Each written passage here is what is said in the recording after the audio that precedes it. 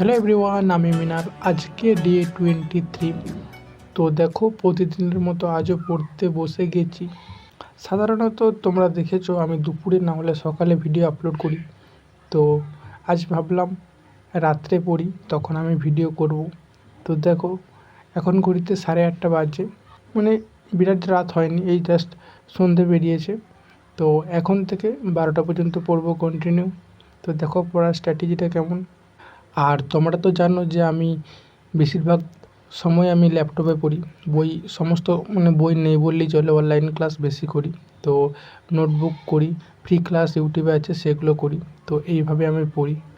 এছাড়া নিয়মিত mock test দেওয়ার চেষ্টা করি, কারণ শুধু পড়লেই তো হবে না। নিজের প্রতি কতটা কি পড়ে তৈরি করেছি সেটা প্রস্তুতি নেওয়ার জন্য মক টেস্ট দেওয়া গুরুত্বপূর্ণ। আর ভুলগুলো যেগুলো হচ্ছে সেগুলো সংশোধনও করি। তো এই মুহূর্তে আমি ফিজিক্স করছি, ঠিক আছে? ফিজিক্সের কিছু কোশ্চেন করছি।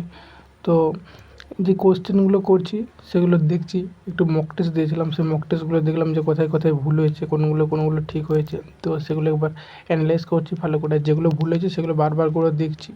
সত্যি কথা বলতে পড়াশোনা সবসময় ভালো লাগে না, কখনো ভালো লাগে কখনো খারাপ লাগে, ক্লান্ত লাগে, কখনো মনে হয় যে আজ পড়বো না, থাক কাল আবার পড়বো।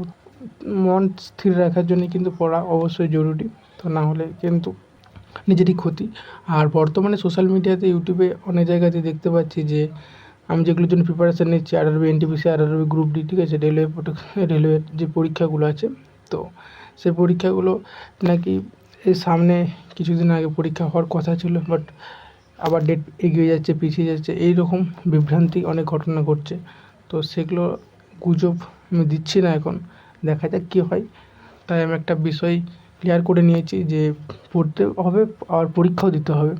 তো আমার একটা ফিক্সড মাস, মানে এই মাসের মধ্যে আমার পুরো অল কভার করে নেওয়া দরকার। একটা কোনো কিছু ডাউট করব না, ডাউট থাকতে দেবো না, ঠিক আছে? তো সেইভাবে আমি প্রিপারেশান নেওয়ার চেষ্টা করছি, দেখি কতটুকু পারি আর কীভাবে তৈরি করতে পারি। প্রতিদিন একটু একটু করে এগিয়ে যাওয়া আসল বিষয়। একদিনে অনেক পড়ে নেবো, সেক্ষেত্রে নিজের ক্ষতি। ক্ষতি বলতে কি, মনে থাকবে না, ফালতু জাস্ট লোক দেখানোই পড়া হবে, আর কোনো কিছু লাভ হবে না।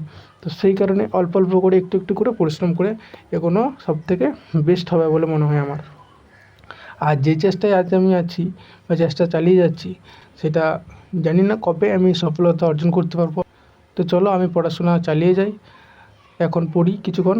তো তোমরা যারা যারা আমার ভিডিওটা দেখছো আর যারা যারা নতুন পরীক্ষার জন্য প্রস্তুতি নিচ্ছ, আমার মতো যারা স্টুডেন্ট আছো, তোমাদের অনেক অনেক শুভকামনা রইল। আশা করি তোমাদের নিজের লক্ষ্যের দিকে প্রতিদিন এক ধাপ এক ধাপ করে এগিয়ে যাও।